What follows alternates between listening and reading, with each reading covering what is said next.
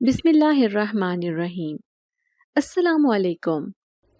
میں آج صبح نمرا کو بھی اپنے ساتھ کام پر لے گئی تھی۔ دل میں کئی خدشات تھے، لیکن گھر میں چھوڑنے کے لیے دل آمادہ نہیں ہو رہا تھا۔ نمرا اب جوان ہونے لگی تھی۔ محلے کے کئی ایسے لڑکے تھے جو ہر جوان لڑکی کو ہراساں کرتے تھے۔ ان کے آگے پیچھے کوئی پوچھنے والا نہیں تھا۔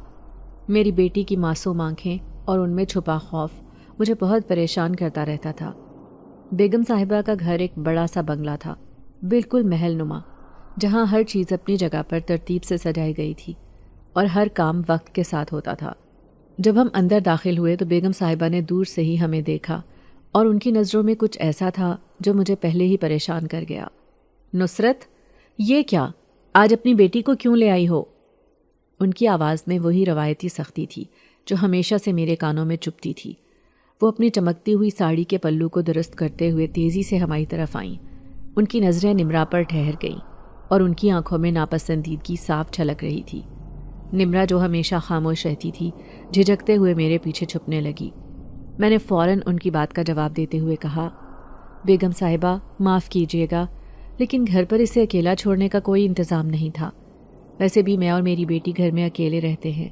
اگر کوئی دادی نانی اس کے ساتھ ہوتی تو میں اسے اس کے پاس چھوڑ آتی، لیکن آپ تو جانتی ہی ہیں میرا اس بھری دنیا میں سوائے خدا کے اور کوئی بھی نہیں ہے۔ شوہر کے انتقال کے بعد ہم دونوں ماں بیٹی اکیلے ہی اپنے چھوٹے سے گھر میں رہتے ہیں۔ بیگم صاحبہ آپ پریشان نہیں ہوں، میں اسے کسی کونے میں بٹھا دوں گی، صحن میں یا کہیں اور، جہاں یہ کسی کو نظر بھی نہیں آئے گی اور آپ کے مہمانوں کے آرام میں خلل بھی نہیں ہوگا۔ لیکن میری باتوں کا ان پر کوئی اثر نہ ہوا۔ ان کے ماتھے پر شکنیں گہری ہو گئیں اور ان کی تیز آواز دوبارہ گونجی، نصرت، میں نے کہا تھا نا کہ یہاں کام پر آنے کا مطلب صرف کام پر آنا ہے، اپنی فیملی کو لے کر نہ آنا۔ آج میرے گھر میں بہت بڑی تقریب ہے، شہر کے معزز مہمان آ رہے ہیں۔ اگر کسی نے اس بچی کو دیکھ لیا تو کیا سوچیں گے؟ چھوڑو اب اس کی باتیں اور جلدی سے کھانے پینے کے انتظامات سنبھالو۔ اور ہاں، یہ بات ذہن میں رہے کہ تیری بیٹی اندر داخل نہ ہو۔ میری آنکھوں میں آنسو آنے کو تھے، لیکن میں نے خود کو سنبھال لیا۔ میں جانتی تھی کہ نمرا کی معصومیت ان کی سمجھ سے باہر تھی۔ میں نے نمرا کا ہاتھ تھام کر اسے ایک طرف لے جا کر صحن میں اس بڑے سے درخت کے نیچے بٹھا دیا۔ اس کے چہرے پر مایوسی اور خوف کے آثار نمایاں تھے۔ میں نے اس کے بالوں کو سہلاتے ہوئے کہا، بیٹی تم یہاں خاموشی سے بیٹھو، میں جلدی کام نمٹا کر واپس آتی ہوں۔ نمرا نے کچھ نہیں کہا، صرف اپنی بڑی بڑی آنکھوں سے مجھے دیکھتی رہی۔ اس کی خاموشی میرے دل پر بوجھ ڈال رہی تھی، لیکن کیا کرتی؟ میرے پاس اور کوئی راستہ نہیں تھا۔ بیگم صاحبہ کی کڑی نظروں اور تیز آوازوں کے درمیان کام کرنا میرے لیے پہلے ہی بہت مشکل تھا، اور نمرا کو وہاں لے جانا جیسے جلتی پر تیل ڈالنے کے مترادف تھا۔ کچن میں داخل ہوتے ہی میں نے سنا کہ مہمان آنے شروع ہو گئے تھے۔ ہر طرف شور اور گہما گہمی تھی۔ آج شاید بیگم صاحبہ نے گھر میں قرآن خوانی کروانی تھی۔ سارے انتظامات اسی حساب سے ہو رہے تھے۔ میں کام میں مصروف ہو گئی، لیکن دل ہر وقت نمرا کے پاس ہی لگا رہا۔ مجھے خوف تھا کہ کہیں وہ ڈر کر رونا نہ شروع کر دے یا غلطی سے اندر ہی نہ آ جائے۔ لیکن میری بیٹی ہمیشہ کی طرح خاموش اور سمجھدار تھی۔ وہ کونے میں چھپی خاموشی سے بیٹھی رہی، جیسے اس نے دنیا سے خود کو الگ کر لیا ہو۔ کام کے دوران بیگم صاحبہ نے ایک بار پھر مجھے بلایا اور کہا، نصرت تم نے سب چیزیں صحیح سے ترتیب دی ہیں نا؟ کوئی کمی نہ ہو؟ میں نے اس بات میں سر ہلایا، لیکن میرے دل میں ایک چبھن سی محسوس ہوئی۔ نمرا کی موجودگی پر ان کی ناپسندیدگی مجھے بار بار پریشان کر رہی تھی۔ یہ نوکری مجھے بہت مشکل سے ملی تھی اور میں اسے کسی بھی قیمت پر کھونا نہیں چاہتی تھی۔ نہ ہی میں اپنی بیٹی کو گھر اکیلا چھوڑ سکتی تھی، کیونکہ وہاں اب اس کی عزت محفوظ نہیں تھی۔ تقریب شروع ہونے میں ابھی کچھ دیر باقی تھی تو میں نمرا کے پاس واپس آئی۔ وہ وہیں بیٹھی تھی، آنکھوں میں تھکن اور چہرے پر وہی خاموش معصومیت۔ میں نے اس کی گال پر ہاتھ پھیرتے ہوئے کہا، چلو بیٹی اب گھر چلتے ہیں۔ اس نے ہلکے سے مسکرا کر سر ہلایا، جیسے کہہ رہی ہو کہ ماں کے ساتھ ساتھ رہنا ہی ٹھیک ہے، چاہے حالات جیسے بھی ہوں۔ میری بیٹی نمرا نے اچانک ہی سامنے پڑی بوتل اٹھا لی۔ میں نے حیرت سے اسے دیکھا، دل میں ایک انجانی سی بے چینی سر اٹھا رہی تھی۔ یہ بوتل تمہیں کس نے دی؟ میں نے بے اختیار پوچھا، لیکن وہ حسب عادت خاموش رہی۔ نمرا نے اپنی بڑی بڑی آنکھوں سے میری طرف دیکھا اور پھر اپنے ہاتھ سے اشارہ کرتے ہوئے بتایا کہ یہ بوتل ایک آدمی دے کر گیا تھا۔ اس نے کہا تھا، یہ پانی پی لو، اللہ نے چاہا تو تم جلد صحت یاب ہو جاؤ گی۔ میں نمرا کے اشاروں کو بخوبی سمجھ سکتی تھی۔ گونگی ہونے کے باوجود وہ اپنی بات کو یوں سمجھاتی تھی کہ جیسے لفظوں کی کوئی ضرورت ہی نہ ہو۔ اس کے ہر اشارے اور ہر نگاہ کا مفہوم میرے دل پر نقش ہو چکا تھا، لیکن اس لمحے اس کی یہ بات میرے دل کو بڑی عجیب طرح سے دھڑکا رہی تھی۔ یہ آدمی کون تھا؟ میں نے اپنے آپ سے سوال کیا۔ نمرا کی گونگی زبان کے پیچھے ایک طویل داستان چھپی ہوئی تھی جسے میں کبھی بھول نہیں سکتی تھی۔ یہ بات ان دنوں کی ہے جب ہماری زندگی میں وہ قیامت صغریٰ برپا ہوئی تھی۔ نمرا صرف 5 سال کی تھی۔ اس دن موسم سرد تھا اور رات کا وقت تھا۔ ہم معمول کے مطابق دیے کی روشنی میں بیٹھے تھے کیونکہ بجلی کے کٹنے کا یہ سلسلہ ہمارے علاقے میں عام سی بات تھی۔ میں نے نمرا کو سلا دیا تھا اور خود بھی تھکن کے مارے چارپائی پر گر پڑی تھی۔ میرے شوہر جو دن بھر کی محنت مزدوری کے بعد لوٹے تھے گہری نیند میں تھے۔ رات کے سناٹے میں نہ جانے کب پردے نے آگ پکڑ لی۔ جب میری آنکھ کھلی تو کمرے میں دھواں بھر چکا تھا۔ میری سانسیں گھٹ رہی تھیں اور میں گھبرا کر اٹھ بیٹھی۔ نظر کمرے میں دوڑائی تو دیواروں سے لپکتے شعلے دیکھ کر دل دہل گیا۔ اے اللہ! میں نے بے اختیار چیخ ماری۔ میری آواز نے میرے شوہر کو جگا دیا، لیکن آگ اتنی تیزی سے پھیل رہی تھی کہ ان کا اٹھنا بیکار ہو گیا۔ میں دروازے کے قریب تھی، لہٰذا میں فوراً باہر نکل آئی اور محلے والوں کو پکارنے لگی، کوئی میری مدد کرو، میری بیٹی اور میرے شوہر کو بچا لو۔ محلے والے جو میرے چیخنے کی آواز سے بیدار ہو چکے تھے فوراً جمع ہو گئے۔ ہر طرف افراتفری مچ گئی۔ کسی نے پانی کی بالٹیاں بھرنا شروع کیں تو کوئی مدد کے لیے آگے بڑھا۔ میری نظریں بار بار اس کمرے کی طرف جا رہی تھیں جہاں میری معصوم نمرا اور میرے شوہر پھنسے ہوئے تھے۔ اچانک ایک بہادر نوجوان نے آگے بڑھ کر دروازے کی طرف دوڑ لگائی۔ میں بچی کو نکال لوں گا، وہ قریب ہی ہے۔ اس کی آواز میں عزم تھا اور وہ بغیر کسی خوف کے آگ میں کود پڑا۔ چند لمحوں بعد اس نے نمرا کو اپنی باہوں میں لپیٹ کر باہر نکال لیا۔ میری معصوم بچی کی گردن جلنے کے نشانات سے بھری ہوئی تھی اور اس کے ہونٹ خاموش ہو چکے تھے۔ وہ نہ روئی نہ چیخی، بس بے حس و حرکت میری گود میں آ کر لیٹ گئی۔ لیکن میرے شوہر وہ اس وقت آگ کی لپیٹ میں تھے اور محلے والوں کی تمام کوششوں کے باوجود انہیں بچایا نہ جا سکا۔ وہ موقع پر ہی جان کی بازی ہار گئے۔ وہ رات، وہ قیامت، وہ لمحے آج بھی میرے دل پر گہرے زخموں کی طرح تازہ ہے۔ ہمارا سارا گھر جل کر راکھ ہو چکا تھا۔ دیواریں، کپڑے، سب کچھ ختم ہو گیا تھا۔ میں اور نمرا دونوں ہی جیسے جیتے جی مر چکے تھے۔ نمرا کے زخم تو وقت کے ساتھ بھر گئے، لیکن اس کی زبان ہمیشہ کے لیے خاموش ہو گئی۔ ڈاکٹروں نے کہا کہ صدمہ اتنا شدید تھا کہ اس نے اپنی آواز کھو دی۔ تب سے لے کر آج تک میری بیٹی خاموش ہے، لیکن اس کی خاموشی میں بھی ایک دنیا آباد ہے۔ اس کے اشارے، اس کی آنکھوں کی زبان، میں سب کچھ سمجھتی ہوں۔ لیکن اس وقت جب اس نے وہ بوتل اٹھائی اور مجھے بتایا کہ یہ ایک آدمی دے کر گیا تھا، میرے دل میں ایک عجیب سی کیفیت پیدا ہوئی تھی۔ یہ آدمی کون تھا؟ اس نے نمرا کو یہ بوتل کیوں دی؟ اور کیا واقعی یہ پانی اس کے لیے کسی معجزے کا سبب بن سکتا تھا؟ میرے ذہن میں سوالات کا طوفان اٹھ رہا تھا، لیکن میں نمرا کو دیکھ کر چپ ہو گئی۔ وہ بوتل کو اپنے ہاتھوں میں ایسے تھامے ہوئے تھی جیسے یہ اس کے لیے کوئی خزانہ ہو۔ میں نے دل ہی دل میں دعا کی، یا اللہ، اگر یہ پانی واقعی اس کے لیے شفا کا سبب ہے تو اسے ضرور صحت یاب کر دے، میری بیٹی کو اس کے خاموش الفاظ واپس لوٹا دے۔ میرے شوہر کے انتقال کے بعد زندگی کا بوجھ جیسے اچانک میرے کندھوں پر آ گیا تھا۔ میں نے نمرا کو اپنی آخری سانس تک بچانے کا وعدہ کیا تھا اور اس وعدے کو نبھانے کے لیے میں نے دن رات محنت کی۔ نمرا اس وقت معصوم سی بچی تھی جو اپنی بڑی بڑی خاموش آنکھوں سے ہر چیز کو سمجھنے کی کوشش کرتی تھی۔ اس کا سارا بچپن میرے ساتھ گزرا اور میں نے اسے اپنی ہمت، محبت اور محنت کے سہارے پروان چڑھایا تھا۔ نمرا اب جوان ہو چکی تھی اور میری بیٹی کی جوانی دیکھ کر میرے دل میں ایک عجیب سی خوشی اور فکر دونوں نے جگہ لے لی تھی۔ وہ خوبصورتی میں اپنی مثال آپ تھی، جیسے خدا نے اسے اپنی خاص نعمت سے نوازا ہو۔ جلنے کے وہ نشانات جو اس کے بچپن میں اس کے وجود پر چھا گئے تھے، وقت کے ساتھ کافی حد تک ختم ہو چکے تھے۔ البتہ کچھ نشان اب بھی اس کی گردن کے پیچھے موجود تھے، لیکن خدا کا شکر تھا کہ وہ نشان اس کی خوبصورتی کو چھپا نہیں سکے تھے۔ اس کا چہرہ بالکل چاند کی طرح روشن تھا، جس پر بڑی بڑی آنکھیں اور پتلے نفیس نقوش اس کی دلچسپی کو مزید بڑھا دیتے تھے۔ جب بھی میں اسے دیکھتی، میرے شوہر کی یاد تازہ ہو جاتی، کیونکہ وہ خوبصورتی میں بالکل اپنے والد پر گئی تھی۔ مجھے ہمیشہ محسوس ہوتا تھا کہ خدا نے میری بیٹی کو دنیا کی ہر خوشی کے لیے بنایا ہے، لیکن زندگی کی تلخیاں اور مشکلات شاید ہمیں آزمائش میں ڈالنے کے لیے ہی تھیں۔ میں خود ہمیشہ آئینے میں اپنے نین نقش دیکھتی تو سوچتی کہ میں اور نمرا کتنے مختلف ہیں۔ میرے نقوش موٹے اور عام سے تھے، جبکہ نمرا کو دیکھ کر یوں لگتا جیسے کسی شاہکار کو خدا نے اپنے ہاتھوں سے تراشا ہو۔ مجھے فخر تھا کہ وہ میری بیٹی تھی، لیکن یہ فخر ہمیشہ ایک فکر کے ساتھ جڑا رہتا تھا۔ نمرا کے بچپن میں ہی میں نے گھروں میں کام کرنے کا سلسلہ شروع کر دیا تھا۔ اس وقت میری زندگی کا صرف ایک مقصد تھا، اپنی بیٹی کو عزت اور حلال کی روزی سے پالنا۔ میں نے دن رات محنت کی تھی، کبھی کسی کے برتن دھوئے، کبھی کپڑے دھوئے اور کبھی جھاڑو لگا کر اپنی محنت کی کمائی سے اپنے اور نمرا کے لیے عزت کمائی۔ یہ آسان نہیں تھا۔ اکثر اوقات لوگ مجھے حقارت سے دیکھتے تھے، اور کچھ لوگ تو مجھے اپنے گھروں میں قدم رکھنے سے پہلے ہی کئی سوالات کے کڑے امتحان میں ڈال دیتے تھے۔ لیکن میں نے کبھی کسی کی باتوں کو دل پر نہیں لیا، کیونکہ میری بیٹی کے چہرے پر مسکراہٹ میری سب سے بڑی طاقت تھی۔ میرے لیے سب سے بڑی خوشی یہ تھی کہ نمرا میری محنت کو سمجھتی تھی۔ وہ کبھی بھی کسی چیز کے لیے ضد نہیں کرتی تھی، اور جو کچھ بھی میں اسے دیتی تھی وہ خاموشی سے قبول کر لیتی تھی۔ اس کی خاموشی جو کبھی میرے لیے ایک بوجھ تھی، اب میرے لیے سکون کا ذریعہ بن گئی تھی۔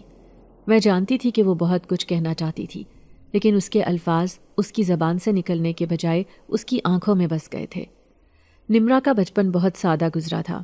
میں نے اسے ہمیشہ ان چیزوں سے دور رکھا جن سے اس کی معصومیت متاثر ہو سکتی تھی۔ اس کا لباس ہمیشہ صاف ستھرا اور سادہ ہوتا تھا، کیونکہ میں جانتی تھی کہ میری محدود کمائی میں رنگین خوابوں کی کوئی گنجائش نہیں تھی۔ لیکن نمرا نے کبھی شکایت نہیں کی۔ وہ ہمیشہ مجھے دیکھ کر مسکرا دیتی، اور اس کی وہ مسکراہٹ میرے دل کے سارے دکھوں کو ختم کر دیتی۔ اب جب کہ وہ جوان ہو چکی تھی، میں اس کی طرف دیکھ کر اکثر سوچا کرتی تھی کہ اس کے لیے ایک اچھے رشتے کی تلاش شروع کرنی چاہیے، لیکن میری حیثیت، میرا ماضی اور ہماری غربت ہمیشہ میرے قدموں کی زنجیر بن جاتی تھی۔ میں جانتی تھی کہ خوبصورتی اور کردار کے باوجود دنیا کی نظروں میں ہم جیسے لوگ کبھی بھی وہ مقام نہیں پا سکتے جو معاشرے کے خوشحال گھرانوں کو ملتا ہے۔ لیکن میرا دل ہمیشہ خدا کی طرف رجوع کرتا تھا۔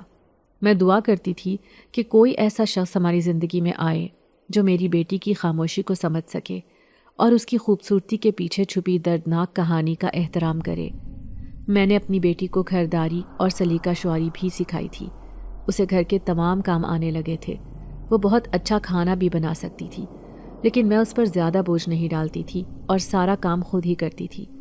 وہ ہمیشہ مجھ سے ضد کرتی کہ گھر کے کام میں ہی سنبھالوں، لیکن میں ہمیشہ اسے کہتی کہ تم بس اللہ کا ذکر کیا کرو اور اس سے دعائیں کیا کرو، تمہاری دعاؤں سے ہی سب کچھ بدل جائے گا، کیونکہ بے زبانوں کی زبان اللہ پاک ضرور سنتا ہے۔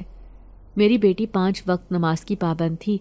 اسے نماز پڑھتے دیکھتی تو میرے دل کو سکون ملتا تھا کہ میری بیٹی بہت نیک ہے، ایک دن اس کی زندگی ضرور بدل جائے گی۔ زندگی کی مشکلات نے مجھے تھکا دیا تھا، لیکن نمرا کی موجودگی میرے لیے ایک روشنی کی مانند تھی۔ اس کی جوانی اور معصومیت میری امیدوں کو زندہ رکھتی تھی۔ میں نے اپنی ساری زندگی کی محنت صرف اس پر مرکوز کر دی تھی، اور میری سب سے بڑی دعا یہ تھی کہ خدا اسے اس کا حق ضرور دے۔ لیکن قسمت کے کھیل تو عجیب ہوتے ہیں، اور میں جانتی تھی کہ ہماری زندگی ایک دن ضرور بدلے گی۔ میری بیٹی نمرا نہ صرف پردے کی پابند تھی، بلکہ اس کی شرم و حیا نے ہمیشہ مجھے مطمئن کر کے رکھا تھا۔ مگر جیسے جیسے وہ جوان ہوئی، میرا دل اس کی خوبصورتی کے باعث بے چین رہنے لگا تھا۔ نمرا کی معصومیت اور بے پناہ خوبصورتی میری آنکھوں کا نور تھی، لیکن اس کی خوبصورتی نے میرے دل میں خوف کے بیج بو دیے تھے۔ اس وجہ سے جب وہ بلوغت کی دہلیز پر قدم رکھ رہی تھی، میں نے فیصلہ کر لیا تھا کہ وہ نقاب والا برقع پہنے گی اور بغیر پردے کے گھر سے باہر نہیں نکلے گی۔ اس کا حسن اپنی جگہ، لیکن ایک ماں کی محبت اور زمانے کے حالات نے مجھے مجبور کر دیا تھا کہ میں اسے ہر ممکن طریقے سے محفوظ رکھوں۔ ہمارے محلے میں کچھ دن پہلے پیش آنے والے واقعے نے میرے دل میں خوف کو اور بھی ہوا دے دی تھی۔ ایک غریب عورت کے گھر دن دہاڑے کچھ اوباش لوگ گھس آئے تھے جو اس کی معصوم بیٹی کو اغوا کرنے کی کوشش کر رہے تھے۔ وہ بیچاری ماں اور بیٹی چیخنے چلانے لگی اور مدد کے لیے پکارنے لگی۔ ان دونوں نے اتنا شور مچایا کہ محلے کے کچھ لوگ بھاگ کر ان کی مدد کو دوڑے۔ ان لوگوں کے پہنچنے سے پہلے ہی وہ بدکماش وہاں سے بھاگ نکلے، لیکن اس عورت اور اس کی بیٹی کی حالت دیکھ کر میرا دل کانپ اٹھتا۔ اس واقعے کے بعد پورے محلے میں خوف اور ہراس پھیل گیا تھا۔ ہر شخص اپنی بیٹیوں کے تحفظ کے بارے میں فکر مند ہو گیا تھا۔ میں نے خود دیکھا تھا کہ وہ بیچاری ماں کس طرح اپنی بیٹی کو سینے سے لگا کر رو رہی تھی، اور اس وقت میرے دل نے فیصلہ کر لیا تھا میں نمرا کو کبھی بھی خطرے میں نہیں ڈالوں گی۔ اس واقعے کے بعد میرا دل خوف سے بے انتہا بھر گیا تھا۔ اب میں نمرا کو گھر پر اکیلا چھوڑنے کا تصور بھی نہیں کر سکتی تھی۔ جہاں پہلے میں اپنی محنت اور مزدوری کے لیے صبح سے شام تک باہر رہتی تھی اور نمرا گھر پر اکیلی رہتی تھی، اب یہ ممکن نہ تھا۔ میں ہر جگہ نمرا کو اپنے ساتھ لے کر جانے لگی تھی، چاہے وہ گھروں میں کام کرنا ہو، چاہے وہ کسی بازار کا چکر ہو۔ مجھے اندازہ تھا کہ اس کے لیے کتنا مشکل تھا، لیکن میں اپنی بیٹی کو کسی بھی صورت تنہا چھوڑنے کا رسک نہیں لے سکتی تھی۔ زمانہ واقعی بہت خراب ہو چکا تھا۔ ہمارے محلے کے بزرگ اکثر کہتے تھے کہ پرانے وقتوں میں لوگ بیٹیوں کو زیور سمجھتے تھے اور ان کی حفاظت کو اپنی ذمہ داری مانتے تھے، لیکن اب دنیا بدل چکی ہے۔ اب لوگ بیٹیوں کو کمزوری سمجھ کر ان کی حفاظت سے گھبرا جاتے ہیں۔ میرے لیے تو نمرا میری سب سے بڑی طاقت تھی، لیکن اس کی عزت کو بچانے کے لیے مجھے دنیا کے ہر خدشے سے لڑنا پڑ رہا تھا۔ اب جب میں کام پر جاتی تھی تو میرے دل میں عجیب سا خوف رہتا تھا۔ اکثر کام کے دوران میرا دھیان اس بات پر ہوتا کہ نمرا کسی غیر محفوظ جگہ نہ چلی جائے یا کوئی اس پر بری نظر نہ ڈالے۔ نمرا بھی ان سب باتوں کو سمجھنے لگی تھی۔ اس کی خاموشی میں ایک خاص قسم کی سنجیدگی آ گئی تھی۔ وہ اکثر اپنے انداز سے مجھے یقین دلانے کی کوشش کرتی کہ وہ محفوظ ہے، لیکن میں جانتی تھی کہ اس کے دل میں بھی خوف کے سائے چھائے ہوئے ہیں۔ میں جہاں پہلے نوکری کرتی تھی وہ بنگلہ کافی دور تھا اور مجھے لوٹتے لوٹتے رات ہو جاتی تھی۔ پہلے کی بات الگ تھی، لیکن اب میں نے زرینہ سے کہہ کر ہماری پچھلی سڑک والی بنگلوں پر کام لیا تھا تاکہ میں مغرب کے وقت گھر آسانی سے پہنچ سکوں۔ لیکن اس واقعے کے بعد میرا دل بہت خوفزدہ تھا، اسی لیے یہ نوکری کیے ہوئے مجھے ابھی 2 ہی دن گزرے تھے، لیکن پھر بھی میں نمرا کو اپنے ساتھ کام پر لے آئی۔ اس دن جب میں کام پر تھی تو نمرا میرے ساتھ آئی اور مجھے محسوس ہوا کہ وہ کچھ زیادہ ہی خاموش ہے۔ میں نے اس کے چہرے کی طرف دیکھا تو اس کی بڑی بڑی آنکھوں میں ایک عجیب سی گہری سوچ تھی۔ میں نے اس سے اشاروں میں پوچھا کہ کیا بات ہے، تو اس نے دھیرے سے سر ہلا دیا کہ کچھ نہیں، لیکن ایک ماں اپنی بیٹی کے دل کی بات کو اس کے چہرے پر پڑھ سکتی ہے۔ میں نے اس کو تھام کر کہا، نمرا، میں تمہاری ماں ہوں، میں تمہارے دل کی ہر بات کو سمجھ سکتی ہوں، کچھ کہنا چاہتی ہو تو بتاؤ۔ اس نے اپنی نظریں جھکا لیں اور کچھ بولے بغیر اپنے آنسو پونچھ لیے۔ اس کے اس رویے نے میرے دل میں مزید بے چینی پیدا کر دی۔ محلے میں پیش آنے والے واقعات کے بعد ہر وہ عورت خوفزدہ تھی جو ایک بیٹی کی ماں تھی۔ ہمسایوں کی باتوں نے میرے دل میں مزید وسوسے ڈال دیے تھے۔ کوئی کہتا کہ وہ اوباش لڑکے کہیں پھر سے واپس تو نہیں آئیں گے، تو کوئی کہتا کہ حکومت نے ایسے معاملات کو سنجیدگی سے نہیں لیا، اس لیے اس طرح کے اوباش لڑکوں کو کھلی چھوٹ مل گئی ہے کہ وہ کسی بھی غریب لڑکی کی عزت پر بآسانی حملہ آور ہو جاتے ہیں۔ میں نے خود کتنی دفعہ سوچا کہ نمرا کو گاؤں لے کر چلی جاؤں۔ شہر کے حالات اب بدتر ہوتے جا رہے تھے، کوئی پوچھنے والا نہیں تھا، لیکن گاؤں میں بھی کوئی ایسا سہارا نہیں تھا جہاں ہم محفوظ رہ سکیں۔ یہاں تو میں کسی بنگلے وغیرہ پر کام کر کے اپنے گھر کے اخراجات اٹھا رہی تھی، وہاں پر تو سارا دن کھیتوں میں کام کرنے کے بعد صرف چند 100 ہی ہاتھ آنے تھے۔ اس لیے میں نے فیصلہ کیا کہ جب تک میں زندہ ہوں میں اپنی بیٹی کی حفاظت خود کروں گی۔ نمرا کا ساتھ میرے لیے سکون کا باعث تھا، لیکن میرے دل میں یہ فکر ہمیشہ رہتی تھی کہ یہ حالات کب بہتر ہوں گے۔ کیا میری بیٹی کے لیے کوئی محفوظ اور پرسکون زندگی ممکن ہو سکے گی، یا ہم ہمیشہ ایسے ہی خوف کے سائے میں جیتے رہیں گے؟ ان سوالوں کے جواب تو وقت ہی دے سکتا تھا، لیکن میں نے دل میں فیصلہ کر لیا تھا کہ نمرا کو ہر حال میں محفوظ رکھوں گی، چاہے مجھے اپنی بیٹی کی ہر خوشی کتنی ہی قیمت پر کیوں نہ خریدنی پڑے۔ آج بھی جب میں کام پر آتے وقت نمرا کو ساتھ لائی تو بیگم صاحبہ کے چہرے پر واضح ناگواری کے تاثرات تھے۔ وہ مجھے دیکھتے ہی بول پڑیں، نصرت، میں نے تم سے پہلے بھی کہا تھا کہ بچی کو گھر پر چھوڑ کر آؤ، یہاں مہمانوں کا آنا جانا رہتا ہے، یہ بات مناسب نہیں لگتی۔ میں نے ہاتھ جوڑ کر انہیں سمجھانے کی کوشش کی، بیگم صاحبہ میں مجبور ہوں، میری بیٹی کو گھر پر اکیلا چھوڑنا میرے بس کی بات نہیں، وہ بہت معصوم اور نازک دل کی ہے، اور آج کل کے حالات تو آپ جانتی ہی ہیں۔ میں وعدہ کرتی ہوں وہ کسی کو تنگ نہیں کرے گی اور گھر کے اس کونے میں بیٹھی رہے گی جہاں کسی کا آنا جانا نہیں ہوتا۔ بیگم صاحبہ کچھ دیر مجھے تیز نظروں سے دیکھتی رہیں، پھر سر ہلاتے ہوئے کہنے لگیں، ٹھیک ہے، لیکن یاد رکھو اگر کوئی شکایت آئی تو یہ نوکری ختم سمجھو۔ میرے دل کو کچھ سکون ملا کہ انہوں نے میری بات مان لی، لیکن ان کے لہجے میں چھپی ناگواری اور بیزاری صاف محسوس ہو رہی تھی۔ میں نے نمرا کو اس بڑے سے صحن کے کونے میں لے جا کر بٹھا دیا جہاں ایک پرانا درخت تھا۔ اس درخت کی گھنی چھاؤں نمرا کے لیے کسی نعمت سے کم نہیں تھی، کیونکہ سارا دن بھی گزر جاتا تو بھی وہاں سے سایہ ختم نہیں ہوتا تھا۔ درخت تھا ہی اتنا بڑا۔ میں نے اسے تاکید کی کہ وہ وہیں بیٹھی رہے اور کسی چیز کو ہاتھ نہ لگائے۔ وہ خاموشی سے میری بات سمجھ گئی اور درخت کے تنے کے ساتھ ٹیک لگا کر بیٹھ گئی۔ یہ گھر واقعی بہت بڑا اور خوبصورت تھا، لیکن اس کی ویرانی اور خاموشی عجیب سی تھی۔ صحن کے اس حصے میں کوئی نہیں آتا تھا، بس پرندوں کی چہچہاہٹ اور ہوا کی سرسراہٹ کی آواز سنائی دیتی تھی۔ یہ درخت نہ صرف نمرا کے لیے ایک محفوظ جگہ تھی، بلکہ میرے دل کے خوف کو بھی کچھ کم کر دیتا تھا۔ نمرا کو وہاں دیکھ کر مجھے اطمینان ہوتا تھا کہ وہ میری نظروں کے سامنے اور محفوظ ہے۔ کام کے دوران میں کئی مرتبہ کھڑکی سے تو کبھی دروازوں کے شیشوں سے جھانک کر بار بار نمرا کا جائزہ لیتی۔ بیگم صاحبہ کا گھر اکثر مہمانوں سے بھرا رہتا تھا۔ کبھی ان کے پاس کوئی حافظہ آتی جس نے فل پردہ کیا ہوتا اور وہ مسلسل تصویر پر کچھ پڑھتی رہتی تھی، تو کبھی کوئی عمر رسیدہ مرد ملاقات کے لیے آتا۔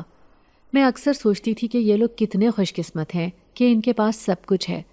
بیگم صاحبہ کی کوئی بھی بیٹی نہیں تھی، یا پھر تھی بھی تو مجھے اس کا علم نہیں تھا۔ مجھے یہاں کام کرتے ہوئے کچھ دن ہی گزرے تھے۔ میں ان کی اندرونی زندگی کے بارے میں بالکل بے خبر تھی۔ بیگم صاحبہ کے گھر کام کرنا میرے لیے کسی نعمت سے کم نہیں تھا۔ ان کی دی ہوئی تنخواہ میرے اور نمرا کے لیے کافی تھی۔ مجھے یہاں کام کرتے ہوئے زیادہ عرصہ نہیں ہوا تھا، لیکن میں نے دل سے یہ نوکری اپنا لی تھی۔ گھر بہت بڑا تھا اور کام بھی اتنا تھا کہ میری دن بھر کی تھکن کا کوئی حساب نہیں ہوتا تھا۔ میں گھر کی صاف صفائی سے لے کر مہمانوں کے کھانے پینے تک کے انتظامات، ہر چیز کی ذمہ داری سنبھالتی تھی۔ اکثر بیگم صاحبہ اپنے مہمانوں کے ساتھ مصروف ہوتی اور میں چپ چاپ اپنا کام کرتی رہتی تھی۔ وہ مجھ پر اعتبار کرتی تھیں اور اس بات کا ذکر کئی بار کر چکی تھیں کہ میری محنت کی وجہ سے ان کا گھر ہمیشہ صاف ستھرا اور منظم رہتا ہے۔ ان کو میرا کام پسند آ گیا تھا، اسی لیے انہوں نے 2 پرانی ملازماؤں کو فارغ کر دیا تھا۔ اب ایک میں یہاں پر کام پر تھی اور دوسری مجھ سے تھوڑی بڑی عمر کی خالہ زرینہ۔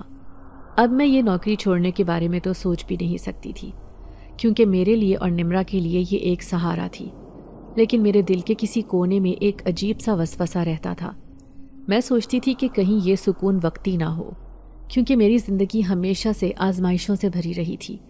میں اکثر دعا کرتی تھی کہ اللہ اس جگہ کو میرے اور نمرا کے لیے برکت اور حفاظت کا ذریعہ بنائے، لیکن مجھے کیا خبر تھی کہ اس بنگلے میں کام کرنے کے بعد میری زندگی ایسے موڑ لے گی جس کا میں نے کبھی تصور بھی نہیں کیا تھا۔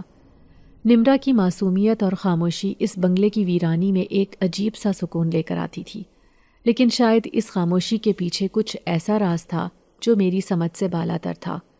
یہ بنگلہ اپنی خوبصورتی میں جتنا دلکش تھا، اس کی خاموشی اتنی ہی گہری اور پراسرار تھی۔ نمرا کے ساتھ اس درخت کے نیچے بیٹھے کچھ لمحات مجھے زندگی کی سب سے قیمتی یادیں لگتے تھے، لیکن ان لمحات میں چھپا ہوا ایک انجان خوف میری سوچوں کو ہمیشہ گھیرے رکھتا تھا۔ اس دن بھی بیگم صاحبہ کے ہاں کچھ خاص مہمان آئے ہوئے تھے اور گھر کے کاموں کی وجہ سے میرے لیے وقت کا اندازہ لگانا مشکل ہو رہا تھا۔ صبح سے لے کر شام تک میں نے کبھی کچن کے چولہے کے آگے کھڑے ہو کر کھانے کی تیاری کی، کبھی ڈائننگ ٹیبل کو سجایا اور کبھی مہمانوں کے لیے چائے لے کر جا رہی تھی۔ بیگم صاحبہ کی ہدایات اتنی سخت تھیں کہ کسی بھی چیز میں ذرا سی بھی کمی رہنے کا مطلب میری نوکری کا خاتمہ ہو سکتا تھا۔ میں کام کرتے کرتے تھک چکی تھی، لیکن دل میں نمرا کی فکر بار بار سر اٹھا رہی تھی۔ وہ دن بھر صحن میں اس درخت کے نیچے بیٹھی رہی تھی جہاں میں نے اسے صبح چھوڑا تھا۔ شام کے قریب جب مغرب کی اذان ہونے لگی تو میں کچھ دیر کے لیے رک کر سوچنے لگی کہ نمرا شاید ٹھنڈ میں بیٹھے بیٹھے تھک چکی ہوگی۔ اس وقت ہوا میں ہلکی ہلکی سردی تھی اور صحن کا کونا زیادہ ٹھنڈا محسوس ہو رہا تھا۔ میں دل ہی دل میں خود کو ملامت کرنے لگی کہ بیٹی کو اتنی دیر باہر کیوں بٹھایا۔ میرا جی چاہا کہ اسے اندر لے آؤں تاکہ وہ سکون سے کسی گرم جگہ پر بیٹھ سکے، لیکن پھر فوراً بیگم صاحبہ کی سخت باتیں یاد آئیں۔ انہوں نے مجھے صاف کہہ رکھا تھا کہ نمرا گھر کے اندر نہ آئے ورنہ میری نوکری خطرے میں پڑ جائے گی۔ اسی خوف نے میرے قدم روک دیے، لیکن دل نمرا کی فکر میں بے چین تھا۔ جب بھی مجھے کچھ لمحے ملتے میں چپکے سے صحن کی طرف دیکھ لیتی تھی کہ نمرا کیسی ہے۔ وہ آنکھیں بند کیے درخت کے نیچے بیٹھی ہوئی تھی۔ اس کا چہرہ ہلکی روشنی میں بہت معصوم لگ رہا تھا۔ شاید وہ تھکن کے مارے سو چکی تھی یا ہوا کی ٹھنڈک نے اسے سکون دیا تھا۔ میں اپنے دل کو تسلی دیتی رہی کہ سب ٹھیک ہوگا، لیکن اندر سے بے چینی ختم نہیں ہو رہی تھی۔ رات کو کام ختم ہوا تو بیگم صاحبہ نے مجھے چھٹی دی۔ میں نے جلدی سے اپنا دوپٹہ درست کیا اور صحن کی طرف دوڑتی ہوئی گئی۔ نمرا کو دیکھ کر مجھے ایک پل کے لیے سکون ملا کیونکہ وہ گہری نیند میں تھی اور بالکل پرسکون لگ رہی تھی، لیکن میری نظر جیسے ہی اس کے پاس رکھی ایک گلابی بوتل پر پڑی تو دل میں ایک عجیب سی کھٹک پیدا ہوئی۔ یہ بوتل کہاں سے آئی؟ میں نے نمرا کو جگایا اور اس بوتل کے بارے میں پوچھا۔ وہ نیم خوابیدہ انداز میں اشارے کرنے لگی۔ میں نے اسے غور سے دیکھا تو اس نے بتایا کہ یہ بوتل ایک آدمی نے اسے دی تھی جو جلدی سے یہ بوتل رکھ کر چلا گیا تھا۔ میرے دل میں فوراً وسوسے اٹھنے لگے۔ یہ کون آدمی تھا؟ کیا وہ کوئی مہمان تھا یا گھر کا کوئی ملازم؟ کیا وہ نمرا کو کچھ نقصان پہنچانا چاہتا تھا؟ لیکن پھر میں نے اپنے دل کو سمجھایا کہ شاید یہ محض میری سوچ ہے۔ نمرا نے بتایا کہ وہ آدمی نرمی سے مسکرا رہا تھا اور اس نے بوتل دیتے وقت کہا تھا کہ یہ پانی پینے کے بعد تمہیں بہت سکون ملے گا۔ یہ سن کر میرے دل میں مزید عجیب سا احساس پیدا ہوا، لیکن میں نے خود کو اس وقت زیادہ پریشان نہیں ہونے دیا۔ نمرا نے پانی پیا تھا اور گہری نیند سو گئی تھی، لیکن اس کے چہرے پر ایک الگ ہی تازگی اور سکون دکھائی دے رہا تھا جو عام دنوں میں نظر نہیں آتا تھا۔ اس کا معصوم چہرہ دیکھ کر میرا دل مطمئن ہوا، لیکن میرے دماغ میں سوالات کا ایک طوفان اٹھ رہا تھا۔ میں نے بوتل اٹھا کر غور سے دیکھی، لیکن اس پر کوئی لیبل یا نشان نہیں تھا جو یہ ظاہر کرتا کہ پانی کہاں سے آیا ہے۔ میرا دل دھڑکنے لگا، لیکن میں نے سوچا کہ شاید یہ کسی ملازم کی مہربانی ہو جو نمرا کو وہاں بیٹھا دیکھ کر پانی دے گیا ہو۔ اس خیال سے میں نے اپنے آپ کو تسلی دی اور نمرا کو ساتھ لے کر گھر کی طرف روانہ ہو گئی۔ راستے بھر دماغ میں اسی پانی کے بارے میں سوالات گردش کرتے رہے۔ کیا یہ واقعی کسی کی نیکی تھی یا اس کے پیچھے کوئی راز چھپا ہوا تھا؟ گھر پہنچ کر میں نے نمرا کو بستر پر لٹا دیا، لیکن میری آنکھوں سے نیند کوسوں دور تھی۔ میں بار بار اس بوتل کے بارے میں سوچ رہی تھی۔ نمرا کی حالت میں جو تازگی نظر آ رہی تھی وہ عام نہیں لگ رہی تھی۔ ایسا لگتا تھا جیسے کسی نے اس پر کوئی خاص اثر ڈال دیا ہو۔ میرا دل پریشانی کے ہزاروں اندیشوں میں گھرا ہوا تھا، لیکن میں اپنے رب سے دعا کرتی رہی کہ سب کچھ ٹھیک ہو۔ اگلی صبح جب میں کام پر جانے کے لیے اٹھی تو حیرت ہوئی کہ نمرا مجھ سے پہلے ہی اٹھ چکی تھی اور تیار کھڑی تھی۔ اس نے اپنا برقع پہن رکھا تھا اور اپنے دوپٹے کو بار بار ٹھیک کر رہی تھی، جیسے اسے کہیں جانے کی بہت جلدی ہو۔ یہ منظر میرے لیے بہت عجیب تھا، کیونکہ نمرا ہمیشہ میرے ساتھ دھیرے دھیرے تیار ہوتی تھی اور اسے باہر جانے میں ہمیشہ ہی ہچکچاہٹ محسوس ہوتی تھی، لیکن آج وہ اپنے رویے سے کچھ الگ ہی لگ رہی تھی۔ میں نے نمرا کی طرف غور سے دیکھا اور مجھے ایسا محسوس ہوا جیسے وہ مجھ سے کچھ چھپا رہی ہو۔ اس کی نظریں جھکی ہوئی تھیں، لیکن اس کے چہرے پر ایک ہلکی سی پریشانی اور بے چینی نمایاں تھی۔ میری ماں ہونے کی چھٹی حس نے فوراً کچھ غیر معمولی محسوس کیا، لیکن میں نے خود کو سمجھایا کہ شاید یہ میرا وہم ہے۔ میں نے اس سے کوئی سوال نہیں کیا اور بس تیزی سے تیار ہونے لگی کیونکہ دیر ہو رہی تھی۔ ہم دونوں گھر سے نکلے تو میں نے دروازے کو تالا لگا دیا اور پھر بنگلے کی طرف روانہ ہو گئے۔ راستے بھر نمرا کا رویہ خاموش اور محتاط تھا، لیکن اس کے چہرے پر ایک عجیب سی چمک تھی جو عام دنوں میں نظر نہیں آتی تھی۔ ایسا لگ رہا تھا جیسے وہ کسی بات کے لیے بے صبری سے انتظار کر رہی ہو، اور اس کی آنکھوں کی چمک نے میرے دل میں مزید سوالات پیدا کر دیے۔ جب ہم بنگلے کے اندر داخل ہوئے تو نمرا میری طرف دیکھے بغیر فوراً صحن کی طرف دوڑ گئی اور درخت کے نیچے جا کر بیٹھ گئی۔ اس کی یہ تیزی میرے لیے بالکل نئی تھی۔ پہلے تو وہ میرے بغیر قدم تک نہیں ہلاتی تھی اور ہمیشہ ڈری ڈری رہتی تھی، لیکن آج وہ بالکل مختلف لگ رہی تھی۔ میں حیران ہو کر اسے دیکھتی رہی، لیکن وقت کی کمی کے باعث میں زیادہ دیر تک اس کے بارے میں نہیں سوچ سکی۔ میں نے جلدی سے اپنے سامان کو ایک طرف رکھا اور سیدھا کچن کی طرف چلی گئی تاکہ دن کے کھانے کی تیاری شروع کر سکوں۔ آج کچن میں مجھے زرینہ نظر نہیں آئی جو ہمیشہ میرے ساتھ کام کیا کرتی تھی۔ اس کی غیر موجودگی نے مجھے تھوڑا حیران کیا کیونکہ وہ کبھی چھٹی نہیں کرتی تھی۔ میں نے سوچا کہ شاید وہ کسی ضروری کام کی وجہ سے نہیں آئی ہوگی، لیکن دل میں کچھ عجیب سا احساس ہوا۔ ابھی میں کام شروع کرنے ہی والی تھی کہ بیگم صاحبہ کی آواز آئی، ارے تم وہاں کیا کر رہی ہو؟ جلدی سے 2 کلو دودھ نکالو اور اسے ابال دو، آج کا دن بہت خاص ہے۔ ان کے لہجے میں خوشی اور جوش تھا جو ان کے چہرے سے بھی ظاہر ہو رہا تھا۔ میں دودھ نکالتے ہی ان کے قریب گئی اور مسکراتے ہوئے پوچھا، بیگم صاحبہ آج آپ بہت خوش نظر آ رہی ہیں، کیا بات ہے؟ وہ مسکرائیں اور بولیں، آج میرے مہمان بہت خاص ہیں اور ان کے لیے بہترین انتظامات کرنے ہیں، تم جلدی جلدی کام نپٹاؤ تاکہ سب کچھ وقت پر تیار ہو جائے۔ ان کے چہرے کی خوشی دیکھ کر مجھے اندازہ ہوا کہ واقعی کوئی اہم بات تھی، لیکن وہ مہمان کون تھے اس کے بارے میں انہوں نے مجھے نہیں بتایا۔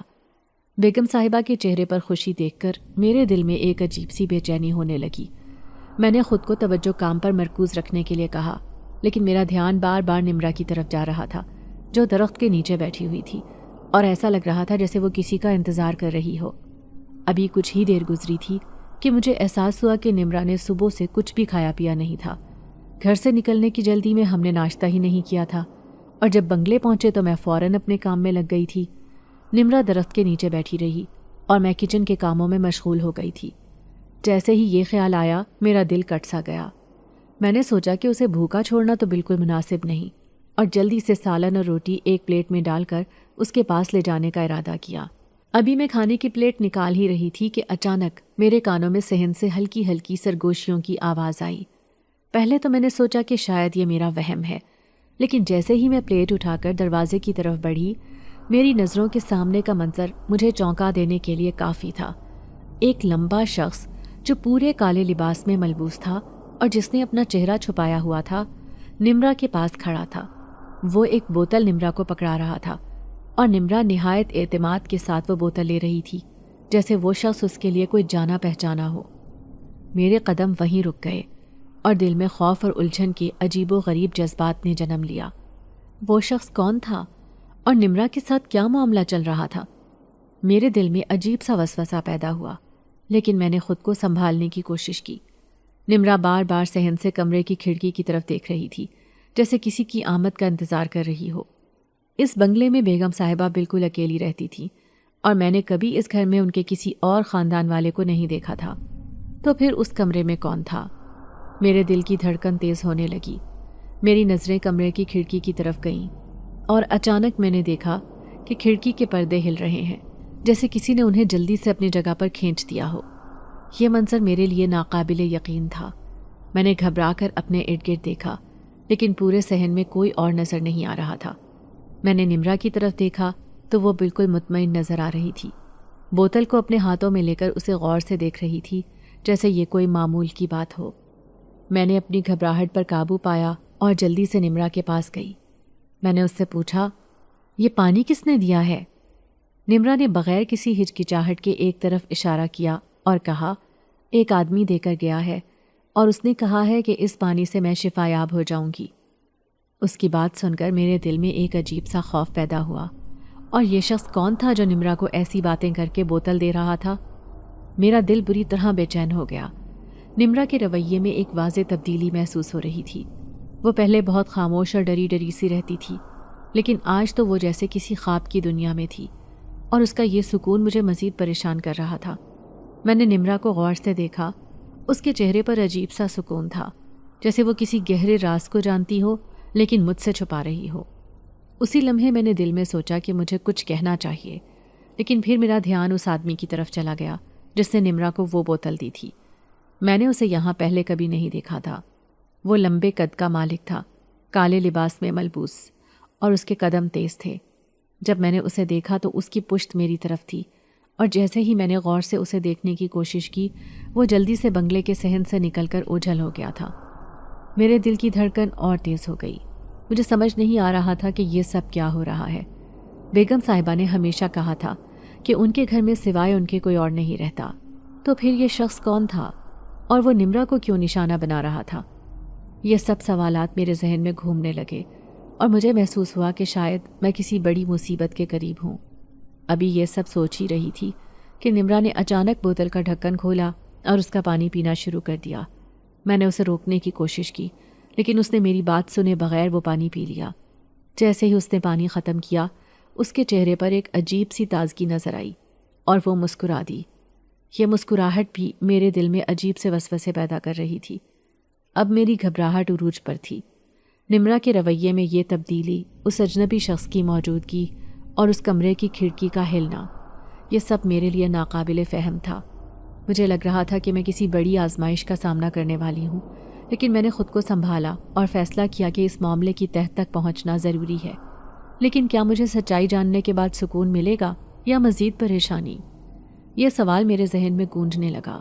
نمرا نے تھکن سے چور ہو کر مجھے اشارہ کیا کہ مجھے نیند آ رہی ہے، اور اپنی چادر اوڑھ کر صحن میں ہی لیٹ گئی۔ میں نے اسے غور سے دیکھا۔ اس کا چہرہ حیرت انگیز طور پر سکون کا مظہر تھا۔ میں چاہتی تھی کہ میں اسے اندر لے جاؤں، لیکن بیگم صاحبہ کے حکم کے ڈر سے کچھ نہ کہہ سکی۔ تھوڑی دیر بعد میں نے فیصلہ کیا کہ صحن میں بیٹھی نمرا کے پاس کھڑے رہنے کے بجائے اپنے کام پر توجہ دوں، اور اندر چلی گئی۔ اندر داخل ہوتے ہی میری نظر بیگم صاحبہ پر پڑی، جو فون پر کسی سے نہایت رازداری کے ساتھ بات کر رہی تھی۔ ان کی آواز میں بے چینی اور عجلت تھی۔ وہ کہہ رہی تھی، زرینہ، بابا کو جلدی لے آؤ، شام میں تھوڑا ہی وقت رہ گیا ہے، مغرب سے پہلے مجھے ساری تیاریاں مکمل کرنی ہیں۔ ان کی بات سن کر مجھے یقین ہو گیا کہ زرینہ کسی خاص کام سے گئی ہوئی تھی، اور شاید وہی بابا اس سارے راز کا حصہ تھے جس کے آثار مجھے اس گھر میں ہر طرف محسوس ہو رہے تھے۔ شام ہونے کو تھی کہ زرینہ گھر واپس آئی، لیکن وہ اکیلی نہیں تھی۔ اس کے ساتھ ایک عجیب و غریب شخصیت والا شخص بھی تھا، جسے دیکھ کر میرا دل دھڑک اٹھا۔ اس شخص کے چہرے پر نورانی روشنی تھی، جیسے چاند کی چمک ہو۔ اس کی بڑی سی سفید داڑھی تھی، اور اس نے ایک سیاہ چادر اوڑھی ہوئی تھی، جس سے اس کا چہرہ جزوی طور پر ڈھکا ہوا تھا۔ اس کی موجودگی میں ایک عجیب سی روب اور دبدبہ تھا، جیسے وہ کوئی عام انسان نہ ہو بلکہ کسی روحانی دنیا سے آیا ہو۔ بیگم صاحبہ نے انتہائی ادب اور عقیدت سے اسے اندر آنے کا اشارہ کیا، اور جلدی سے اسے اس کمرے کی طرف لے گئیں جسے میں نے ہمیشہ بند پایا تھا۔ یہ وہی کمرہ تھا جس کی کھڑکی نمرا بار بار دیکھ رہی تھی، اور جس کے بارے میں میرے دل میں کئی سوالات اٹھ رہے تھے۔ میری بے چینی بڑھتی جا رہی تھی۔ آخر یہ سب کیا ہو رہا تھا، اور وہ بابا کون تھے؟ زرینہ کو دیکھ کر میں نے اپنے اندر کی الجھن اور خوف پر قابو پانے کی کوشش کی، اور اس کے قریب جا کر آہستہ سے پوچھا، زرینہ، یہ سب کیا ہو رہا ہے؟ یہ آدمی کون ہے، اور بیگم صاحبہ اتنی پریشان کیوں ہیں؟ لیکن زرینہ نے میری بات سن کر فوراً مجھے چپ کروا دیا۔ اس کے چہرے پر بھی خوف اور سنجیدگی تھی۔ زرینہ نے دھیمی آواز میں کہا، تمہیں یہ سب جاننے کی ضرورت نہیں ہے۔ ابھی جو ہو رہا ہے اسے بیگم صاحبہ نے سخت رازداری میں رکھا ہے۔ اگر کسی نے کچھ کہا یا باہر یہ بات پہنچی تو تم جانتی ہو ہماری نوکری کا آخری دن ہوگا۔ میں نے ہچکچاتے ہوئے کہا، لیکن مجھے سمجھ نہیں آ رہا کہ یہ سب۔ زرینہ نے میری بات کاٹتے ہوئے کہا، دیکھو، بہتر یہی ہے کہ تم خاموش رہو۔ بیگم صاحبہ کا بیٹا اس کمرے میں رہتا ہے۔ اس پر پچھلے 15 سال سے کسی آسیب کا سایہ ہے۔ وہ کسی عام انسان کے بس کی بات نہیں کہ اسے آزاد کروا سکے۔ آج وہ 21 سال کا ہو رہا ہے، اور آج چاند کی 21 تاریخ بھی ہے۔ یہ دن بہت خاص ہے، آج وہ آزاد ہوگا۔ زرینہ کی بات سن کر میرا دماغ سن ہو گیا۔ مجھے یقین نہیں آ رہا تھا کہ میں جو سن رہی ہوں وہ حقیقت ہے۔ بیگم صاحبہ نے اس راز کو 15 سال تک چھپائے رکھا، اور یہ شخص جسے زرینہ بابا کہہ رہی تھی سال میں صرف ایک بار آتا تھا۔ زرینہ نے مزید کہا، یہ عامل بابا سال بھر اپنے آستانے پر بیٹھے رہتے ہیں، اور بیگم صاحبہ نے انہیں یہاں لانے کے لیے خاص درخواست کی تھی۔ آج کا دن بہت اہم ہے، اور وہ چاہتی ہیں کہ مغرب سے پہلے تمام انتظامات مکمل ہو جائیں۔ بیگم صاحبہ نے مجھے سختی سے منع کیا تھا کہ انہیں لائے بغیر واپس نہ آنا۔ یہ کہہ کر زرینہ نے دودھ کا جگ اٹھایا اور جلدی سے اس کمرے کی طرف چلی گئی۔ کہنے لگی، اس دودھ کی بلی چڑھانی ہے۔ میں وہاں کھڑی حیرت اور خوف کی کیفیت میں مبتلا ان سب باتوں کو سمجھنے کی کوشش کر رہی تھی۔ جیسے جیسے اندھیرا پھیل رہا تھا، کمرے سے عجیب و غریب قسم کی آوازیں سنائی دینے لگی۔ آوازوں میں شدت آ رہی تھی، جیسے کوئی زنجیریں کھڑکا رہا ہو یا کوئی دبے دبے انداز میں چیخ رہا ہو۔ میرے دل کی دھڑکن تیز ہو گئی۔ میں نے فیصلہ کیا کہ نمرا کے پاس جا کر بیٹھوں۔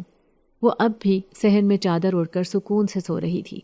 میں نے اسے جگانے کی کوشش کی، لیکن وہ گہری نیند میں تھی۔ میں اس کے پاس بیٹھ گئی تاکہ اگر بیگم صاحبہ باہر آئیں تو ان سے اجازت لے کر جا سکوں۔ رات کے سائے گہرے ہو رہے تھے، اور کمرے سے آنے والی آوازیں مزید عجیب اور ڈراؤنی ہوتی جا رہی تھیں۔ میری حالت خوف اور تجسس کے درمیان معلق تھی۔ بیگم صاحبہ جیسے ہی کمرے سے باہر آئیں، ان کے چہرے پر خوف اور پریشانی واضح تھی۔ ان کی نظریں بار بار صحن کی طرف جا رہی تھیں، اور وہ بابا جی سے دھیمی لیکن کانپتی ہوئی آواز میں بات کر رہی تھی۔ بابا جی، آپ جانتے ہیں کہ پچھلے 15 سالوں سے میں نے اپنے بیٹے کو دنیا کی نظروں سے مکمل طور پر چھپا کر رکھا ہوا ہے۔ جیسا کہ آپ نے کہا تھا، میں نے کبھی کسی نوجوان لڑکی کو اس بنگلے کے قریب آنے کی اجازت نہیں دی۔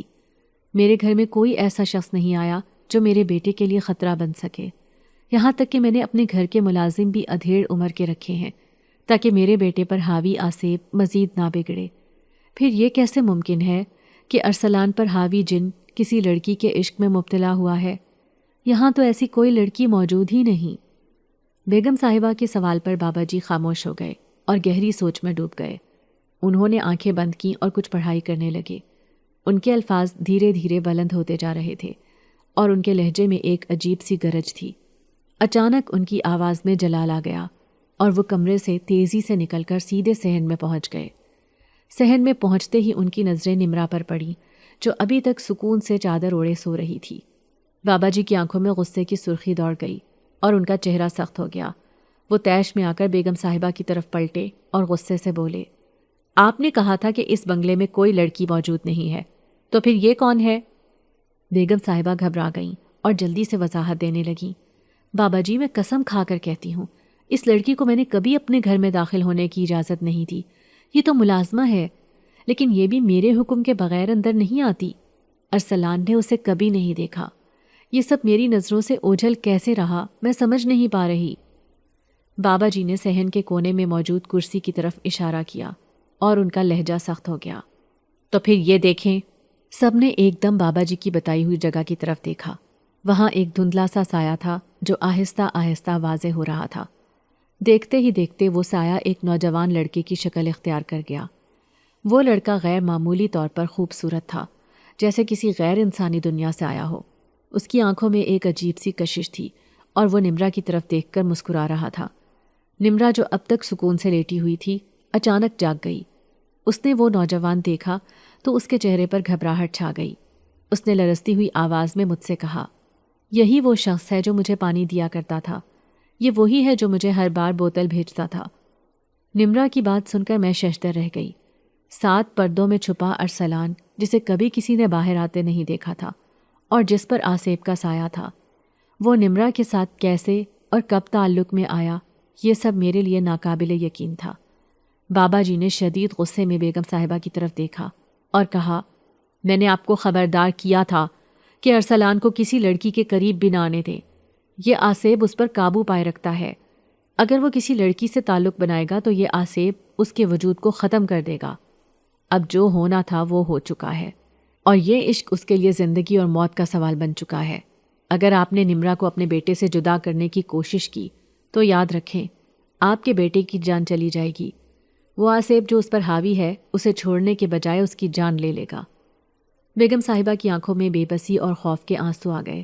وہ بابا جی کے سامنے ہاتھ جوڑ کر گڑ گڑانے لگی، بابا جی، اب میں کیا کروں؟ میری سمجھ نہیں آ رہا۔ مجھے اپنے بیٹے کی جان بچانی ہے اور نمرا کو بھی اس مصیبت سے نکالنا ہے۔ آپ ہی کوئی راستہ بتائیں۔ بابا جی نے گہری سانس لی اور کہا، اب اس کا ایک ہی حل ہے۔ آپ کو ارسلان اور نمرا کی شادی کروانی ہوگی۔ اس کے علاوہ کوئی دوسرا راستہ نہیں بچتا۔ اگر آپ نے ایسا نہ کیا تو ارسلان کی زندگی ختم ہو جائے گی اور نمرا بھی اس آصیب سے محفوظ نہیں رہے گی۔ بیگم صاحبہ کے پاس کوئی اور راستہ نہیں تھا۔ وہ انتہائی دکھ اور پریشانی کے ساتھ مان گئی اور اسی دن ارسلان اور نمرا کا نکاح کروا دیا گیا۔ شادی کے بعد بابا جی نے ارسلان کو ایک مخصوص وظیفہ دیا، جس سے اس پر حاوی آصیب کا اثر کم ہونے لگا۔ نمرا جو شروع میں اس صورتحال سے خوفزدہ تھی، ارسلان کے ساتھ رہنے کے بعد رفتہ رفتہ مطمئن ہو گئی۔ شادی کے چند دن بعد ارسلان نے نمرا کو وہی بوتل دی جس کا پانی پیتے ہی نمرا کی کھوئی ہوئی آواز واپس آ گئی۔ یہ سب کسی معجزے سے کم نہیں تھا۔ نمرا اور ارسلان کے چہرے پر خوشی دیکھ کر بیگم صاحبہ کی آنکھوں میں بھی سکون کے آنسو آ گئے۔ نمرا نے اس آصیب سے نکلنے کے بعد ایک نئی زندگی کا آغاز کیا اور ارسلان کے ساتھ ایک مضبوط رشتہ قائم کیا۔ میں کبھی کبھار نمرا سے ملنے جاتی ہوں، اسے دیکھ کر خوش ہوتی ہوں کہ وہ اب ایک خوشگوار زندگی گزار رہی ہے۔ اگر آپ کو آج کی ہماری کہانی پسند آئی ہے تو اسے لائک کیجیے اور اپنے پیاروں کے ساتھ شیئر کیجیے، اور ہاں، اگر آپ نے ابھی تک ہمارا چینل سبسکرائب نہیں کیا تو ضرور کیجیے۔ ملتے ہیں کل ایک نئی اور دلچسپ کہانی کے ساتھ۔ تب تک کے لیے اللہ حافظ۔